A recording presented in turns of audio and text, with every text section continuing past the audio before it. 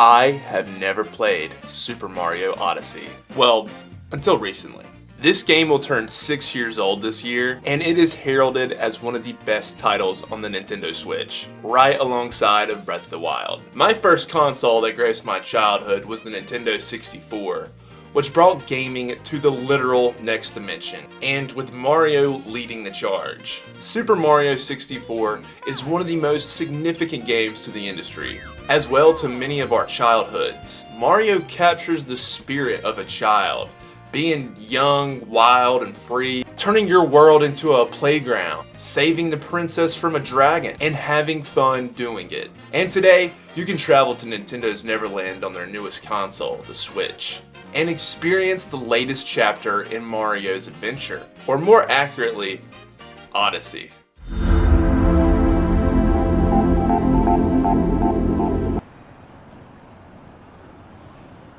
Above Peach's castle, Mario and Bowser are locked in combat, but not just any combat. These moves from Bowser are straight out of Super Smash Bros. Okay, now that's dope. Mario gets clapped, or capped, by Bowser, and literally gets sent flying. We cut back to Bowser's slimy ass as he sets off with Peach, and we get this epic theme playing in the background.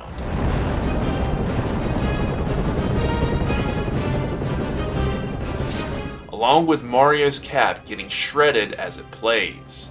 This is how you do an intro. Then we meet this creature who somehow isn't Boo, or maybe he's a different type of Boo, who catches what's left of this trademark piece of clothing and races to Mario so he can explain that Bowser terrorized his town and abducted his friend too. So the Hat and the Plumber team up to catch Bowser and put a stop to his ultimate goal of marrying Peach no matter the cost. With Cappy's aid, Mario can control other creatures and objects around the globe.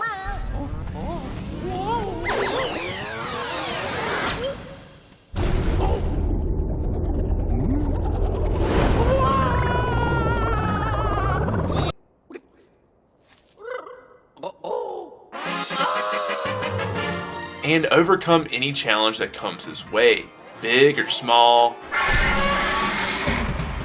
up high or deep below. With each new kingdom that the pair travel to while following Bowser's trail, there are plenty of platforming sections, secrets, puzzles, and boss fights that will supply Mario with a power moon.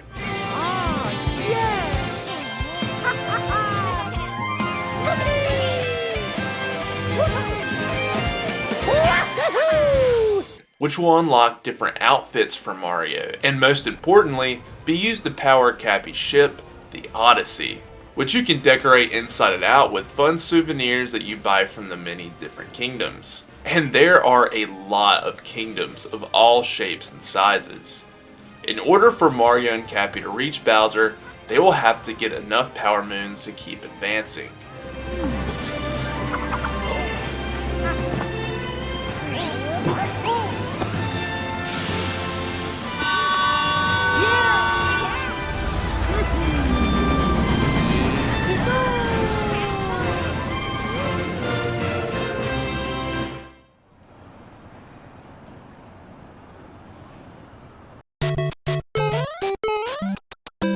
The Super Mario titles have always been easy for anyone to pick up and play, allowing people who may not frequently game have an entry point. I should know, considering Super Mario 64 was one of my first games I have ever played, along with Ocarina of Time. Platforming, or making your character or avatar jump to different platforms above a bottomless pit, is a tried and true form of entertainment and satisfaction. Once you complete your first obstacle, you'll be looking for the next challenge. And when you're playing a Super Mario game, it's all about your moves. When you first pick up the controller and give the game a go, you may think that Mario's moveset is fairly simple. Move, cap, jump, climb, and the occasional ground pound. But this Hydro engineer has a couple tricks up those elegant white gloves. He can perform an aerial and a side somersault to reach loftier heights. But for Mario to reach his max height, he can perform 3 consecutive jumps, soaring higher with each one if timed right. If this is paired with a wall jump, Mario and the player can clear vast vertical gaps. And if two walls are close enough together, the wall jump can be performed multiple times. But enough about the y-axis, let's talk about how Mario can get around the x-axis. Mario is pretty quick on his feet, but you can get around even quicker by making him long jump, which is perfect for clearing gaps without needing to perform the triple jump. And if Mario is going down a slope, it's quicker and way more amusing to watch him roll. And if you're a fan of 2D Mario, then you're in luck, because there are plenty of mandatory 2D sections that feel just as well designed as the 3D platforming sections. Most 2D sections are fairly brief, but are challenging nonetheless. Now that we have talked about Mario's moveset, let's talk about his interactions in the world. Mario visits several different biomes on his journey, most of which won't affect him directly, but them ice levels will have Mario slipping and sliding. Touching enemies will result in Mario losing a third of health, unless you have the power up, which gives him 6 hits instead of 3. The only way to take out enemies is by a good old-fashioned stomp, or players can throw Cappy. If you die, you lose 10 coins and start back at your last checkpoint. However, you can get your coins back if you go back where you died. Unless you died in a bottomless pit. Yeah man, you ain't getting those back. This makes respawning seamless, and now coins feel way more important than ever. You're going to need these just like Sonic needs his rings. You can use coins to literally buy power moons, outfits. But what makes Odyssey so unique for Mario's moveset is Cappy. Cappy is very versatile, aiding Mario with mobility, interacting with the environment, and combat. But let's talk about how much Cappy can help Mario interact with the level. Cappy can provide Mario with an extra jump when thrown, letting Mario clear even greater gaps than before. And when this is paired with the dive, hardly anything seems out of reach. Mario and Cappy can control almost every creature you run into in Mushroom Kingdom. This mechanic alone makes Mario Odyssey an essential collection in the Mario franchise. You can finally be a Goomba, or a Koopa, or even Bullet Bill, and that ain't even the half of it. In conjunction to this, Cappy can be thrown at different objects, mainly spires or ornaments for rewards, whether that's being coins or power moons. Okay, listen, I'm going to go ahead and say it. Cappy is one of the best nav guide / assistant characters I've personally experienced in a long time. Obviously Cappy is super configurable, but doesn't come with the extensive and annoying dialogue for us to have to listen to. Looking at you, Navi. Sure, he'll give you tips as you travel to a new kingdom, but nothing during gameplay. In fact, this falls in line with a lot of other video games, which commonly have hints on their loading screen. The more kingdoms that you go to will require more power moons. So even if you get all the power moons at one level, when you get to the next, the number of power moons you need will be the same every time. So say this kingdom only needs 7 power moons, but you collect 10. That extra 3 is not going to carry over, which keeps players from sequence breaking the game. And just how Mario gets these power moons, we will discuss in a different part of the video. But now on to the next section of the video, which will probably be the biggest: level design.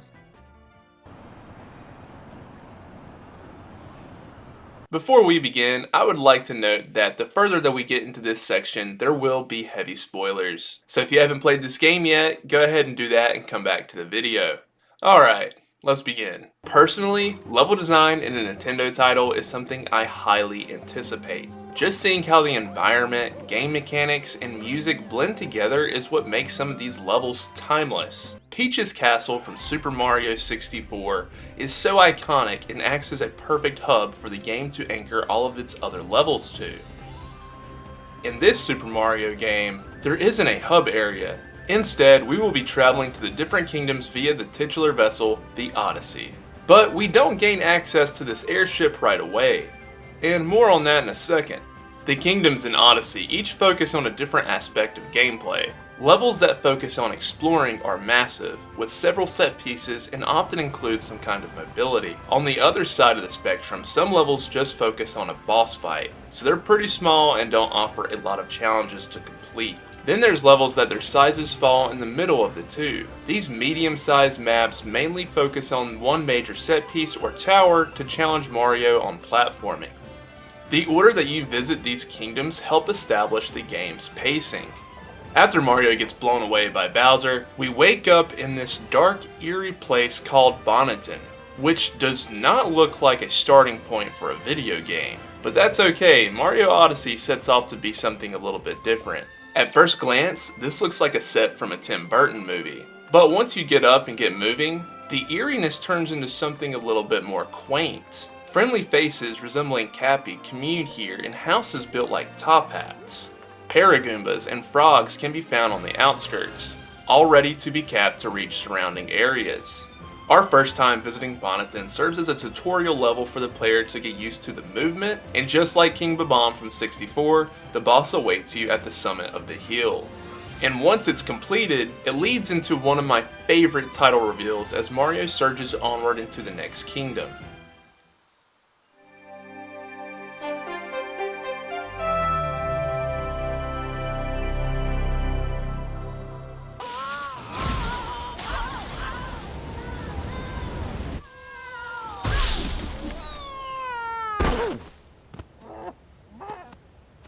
And when we arrive in Cascade Falls, it's just as gleaming as it was from Cap Kingdom. It's actually here where we find the Odyssey.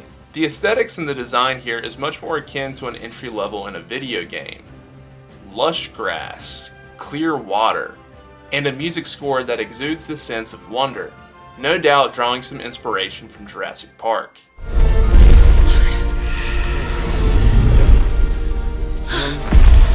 And speaking of, that's right, you can play as a freaking dinosaur, crushing rocks and enemies in your wake. There's just enough content here to pique your curiosity and enough challenges to get you some power moons, which propels us to our next location, Sand Kingdom. An amalgamation of Egyptian and Mesoamerican architecture, this familiar kingdom evokes all the vibes from Mario 64's desert level, while still maintaining its own identity. I mean, it made it into the Super Mario Bros. Movie. This is the first massive level that we travel to, and there's plenty of regions to check out. Like this festive village full of sombrero dudes, or this oasis where you can fish with Lakitu, and the many platforming puzzles.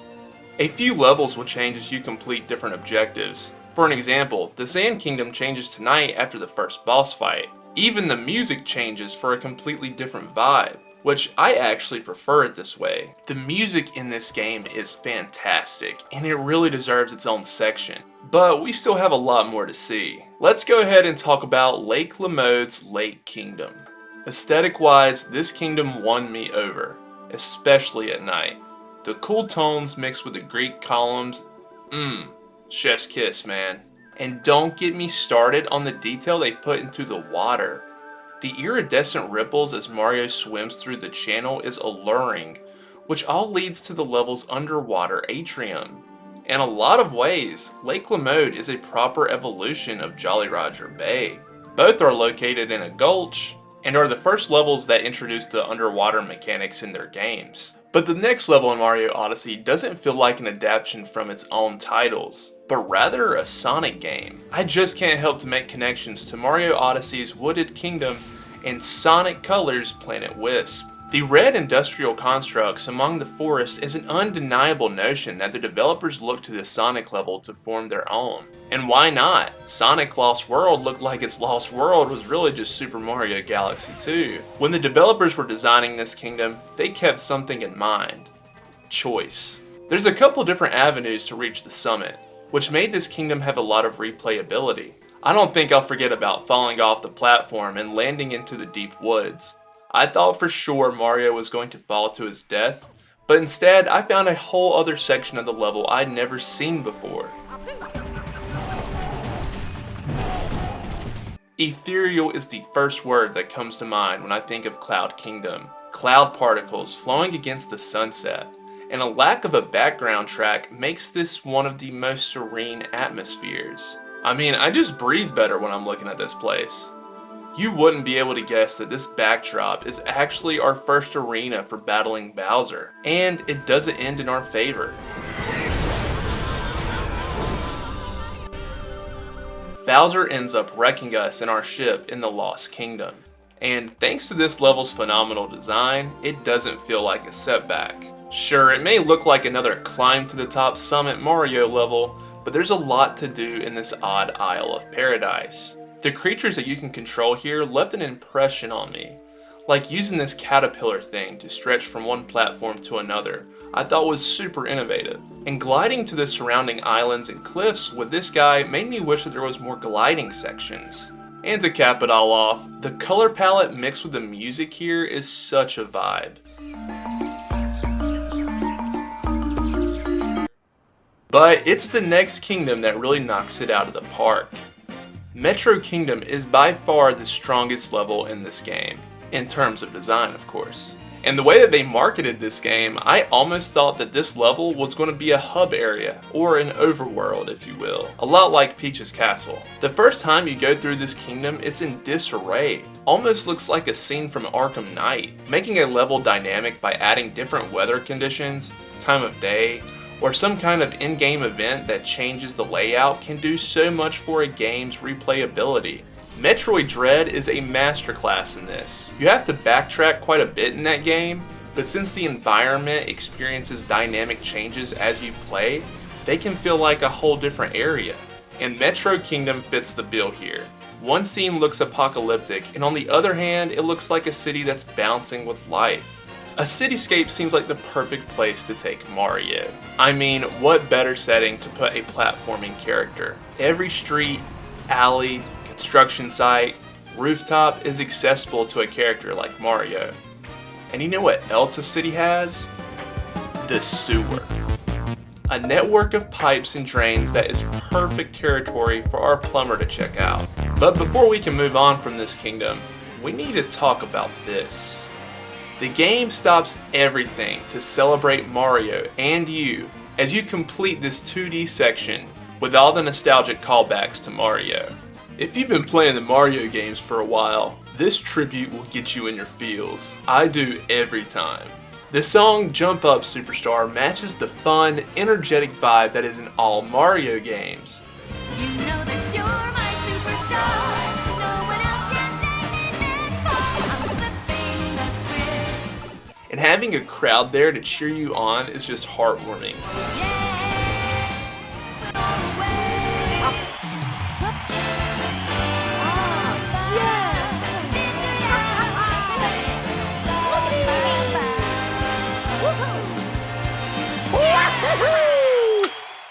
After that night of the town, it's time for a change of scenery. Seaside Kingdom really pushes the water mechanics to the max, traversing through fountains, finding secrets in underwater trenches, but using Gushin, this octopus-like creature to get around the map, takes the cake. Seaside Kingdom switches things up on reaching the boss, making the player and Mario unclog 4 fountains to face the baddie. And when you do, instead of having a confined small arena, you get to battle him across the whole level. This location will always stick out to me for that reason. It's just good gameplay design, and it helps keep everything robust. Snow Kingdom is just what the title implies, our proper snow/ice level. Out of all the levels in the game, it's this environment that affects you the most. Bone-chilling waters and slippery platforms await you. There's also a shroud of mystery when you first arrive here, due to the level being struck by a blizzard, which won't pass until you complete this level's unique boss encounter. I thought for sure it would be like wrestling a Yeti or something like that, but instead, Mario must race as one of the natives to get one of the power moons, making this the second level in a row to break up the conventional boss fights. There's not much to do in Snow Kingdom though, it's fairly small, but it serves its purpose well. And the next location we travel to is Luncheon Kingdom, an island surrounded by, I can only guess, is some kind of soup, bubblegum soup, I don't know. But I gotta say, it's better than swimming in some brown goop. In fact, while we're on the subject, let's talk about the color palette. I mean, it is zany as hell. I mean, the landmass and the volcano itself use a gradient scale with vibrant colors. And yet, somehow, all of this works in tangent. And it gives us a new classic Mario level. And we haven't even talked about the natives here. These hilarious looking fork people can be found around the map and even help Mario platform. and the creatures that you can cap here will help you travel too. When you take control of one of the fire guys, you can swim all around Luncheon Kingdom, making this one of the biggest maps in the game. In fact, it's busting at the seams with challenges. It's hard not to complete one without even realizing it. And you guessed it, your main objective here is to get to the summit and fight the boss. Which I'm not going to deny how epic that was. I mean, we're literally in a pot on a volcano overlooking this. Like, what? But it's time to leave this candy-coated kingdom to get back after Bowser, who once again manages to immobilize us and we land in Ruined Kingdom. This location surprised me the most because of the gaming developers that it reminded me of. I mean, this looks like we're in Lordran in Dark Souls. The gritty gothic kingdom is a stark contrast to the colorful and polished aesthetic of the typical Mario level, and serves as a boss fight arena against a dragon.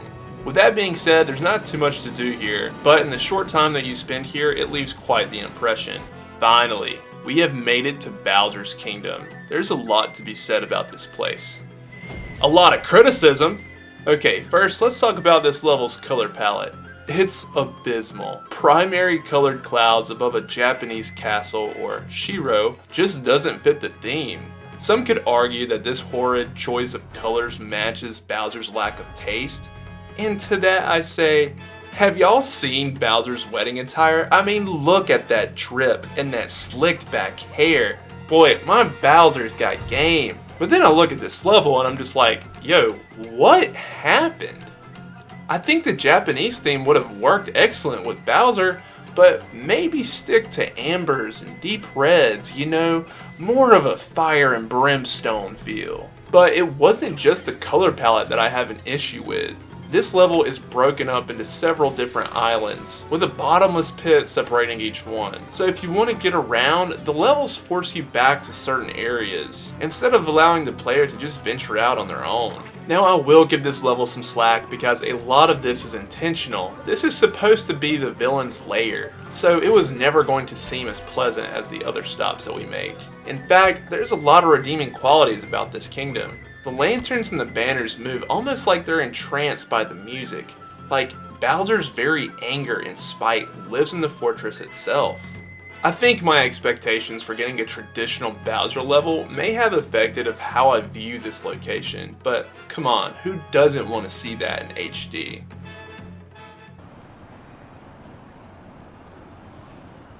Making their debut in the Mario universe, the Broodals are a gang of rabbits hired by the Koopa King, and if I say so myself, are a welcome addition to the cast of Mario characters. Having these mobster-like bunnies just fits within the world of Super Mario. You will fight each one of the Broodals multiple times, each time getting more difficult than the last. But the nature of these fights are the same. Mario and the player must dodge the Broodals' attacks and wait for a chance to knock their hat off, so you can stomp on their face. Just like Mario, the boss's health bars are stripped down to 3 hits. So after you land 3 clean strikes, the boss fight is over. I didn't think that the Broodals were all that challenging, at least during the main storyline. Most attacks are really easy to avoid. I'd probably say that Spewer was the most difficult. I don't know why, but every time I would try to go and stomp on his head, I'd end up getting hit. But he is a pretty big guy, so I probably wasn't jumping up high enough. And at Bowser's Kingdom, the Broodals join together in this Power Ranger Megazord type thing.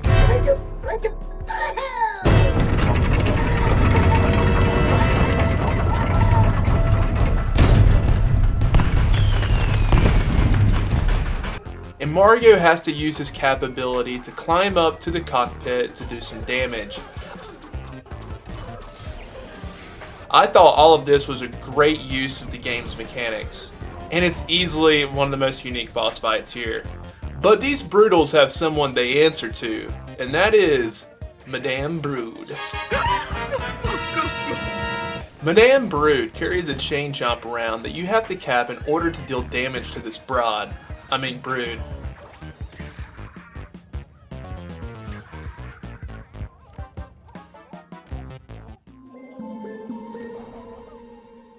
But this game has so much more that it offers than just the Broodals. Knuckle Tech has a familiar design to a lot of Nintendo's bosses, notably Bongo Bongo and Andross from Zelda and Star Fox respectively. The objective here is to wait for Knuckletech's hand to hit the blocks of ice so Mario can cap it so he can launch a counter strike. Out of all the bosses, I thought this guy was pretty tricky to defeat. It took me a while to figure out how to bypass his projectile attacks. I had to keep telling myself to go around the outside. Round the outside. And sure enough, he gone. Torque Drift is found in Wooded Kingdom, and once you get the concept of this boss fight, it's insanely easy. It all comes down to using your cap ability to literally stretch into these blocks orbiting the boss, and then going underneath them and doing the same thing. Rinse and repeat 2 more times, and Torque Drift is donezo. Mecha Wiggler is responsible for the chaos in Metro Kingdom. I found this to be on the more difficult side of the bosses. Taking control of a tank, this boss fight takes a Mario spin on old school strafe and shoot tank mechanics. You have to balance dodging attacks and taking shots when this robo pillar here can be damaged.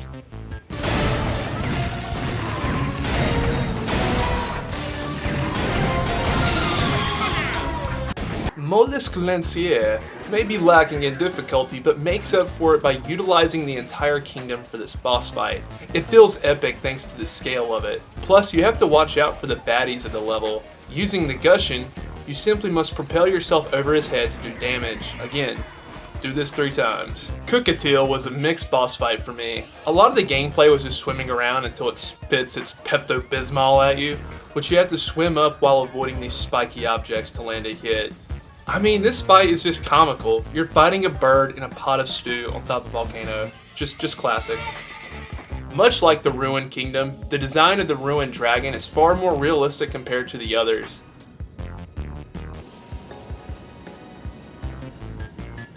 I'd say he's one of the more difficult bosses, but luckily, health can be found in this arena. Dodging his attacks aren't the real issue here. It's nailing the platforming when you go in for a hit.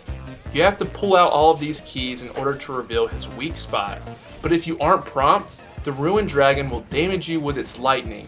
The fact that this fight combines platforming and its combat makes it one of the better boss encounters. Time to talk about the big man. Bowser! Mario and Bowser look like 2 guys fighting over a prom date, and I love it. This fight requires you to take Bowser's hat, armed with boxing arms, and get in close to sock it to him.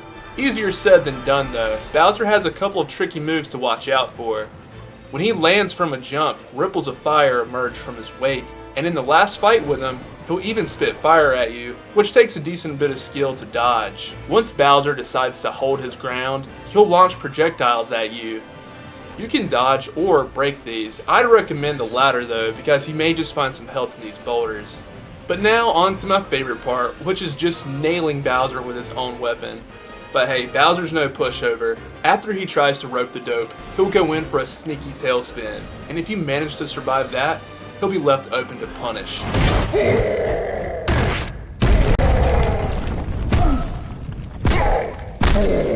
I love the Bowser boss fights from Mario 64, but I think this one tops it. I know spinning Bowser around and around was awesome, but in this fight, everything comes together extremely well, and when I did lose health, it felt like it was my fault and it wasn't some poor game mechanic.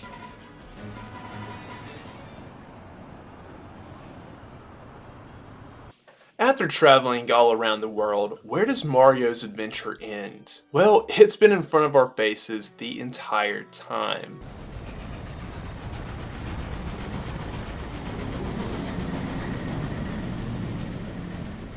The moon is such a perfect way to have Mario cap off his journey.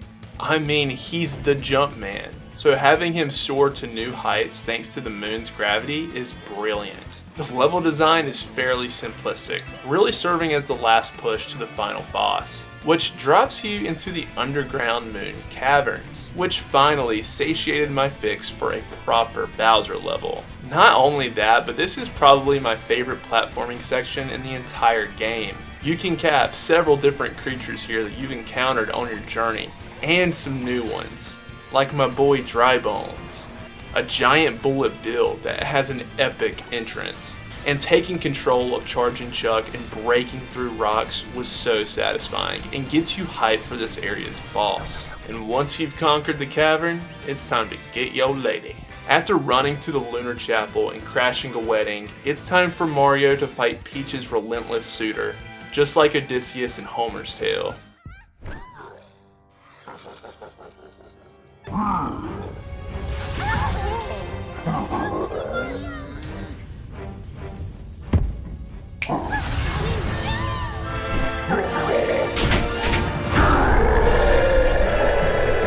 And after you give Bowser a satisfying butt whooping, the game does something I don't think any gamer could expect.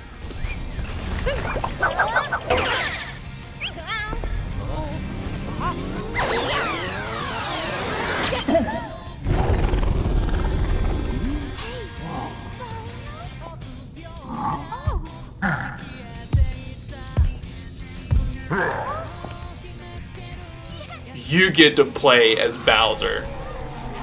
This was one of the most triumphant moments I have ever witnessed in a Mario game. All of the Koopa King's power and strength is now at our control as we break through the moon's subterranean passages. With a stellar soundtrack playing in the background, you just can't deny the style and showmanship this game has.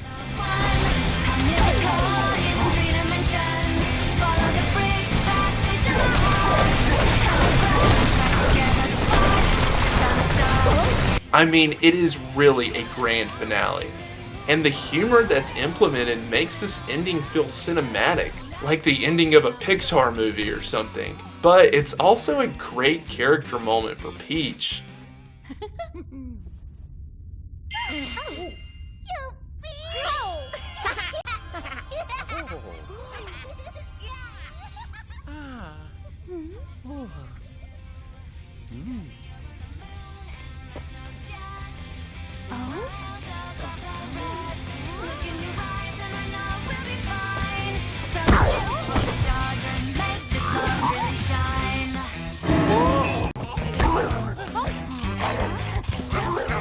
After Bowser and Mario recover, they both throw themselves at Peach, who reminds them that she's a woman who values her independence, and she'll get married when she's fine and ready. So you boys need to chill out. All the events in the ending give me so much hope that both Peach and Bowser will be playable in future titles.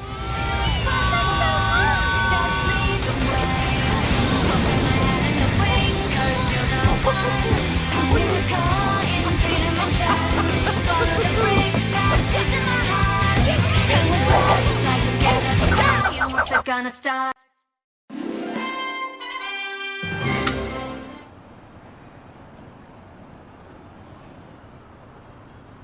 A lot of gamers would say that this Mario title is the Breath of the Wild for the series, and I would agree for the most part.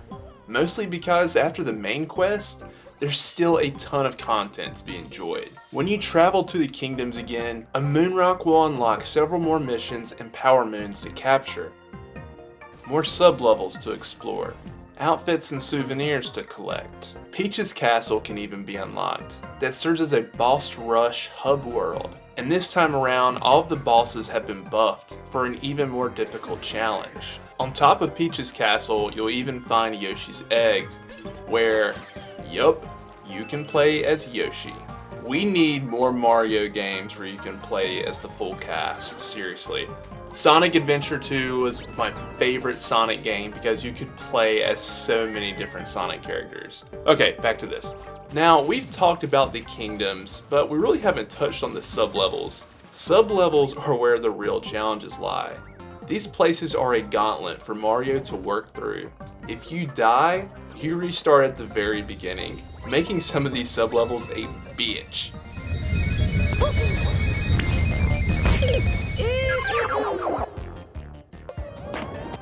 But I've got to say, it is satisfying when you finally make it through and you get that power moon. I ended up completing most of these. Another collection item are the kingdom's very own currency, which are purple coins spread across the kingdom and sub-levels. Collecting all of these is doable, but each kingdom either has 50 or 100, and can be used to buy exclusive items to that location. And when you collect enough power moons, there's even more kingdoms to see. The dark side of the moon is a tower that challenges Mario against the Brutals, who, just like the bosses at Peach's castle, have been buffed this time around. and paired with the moon gravity mechanic makes this a punishing ordeal.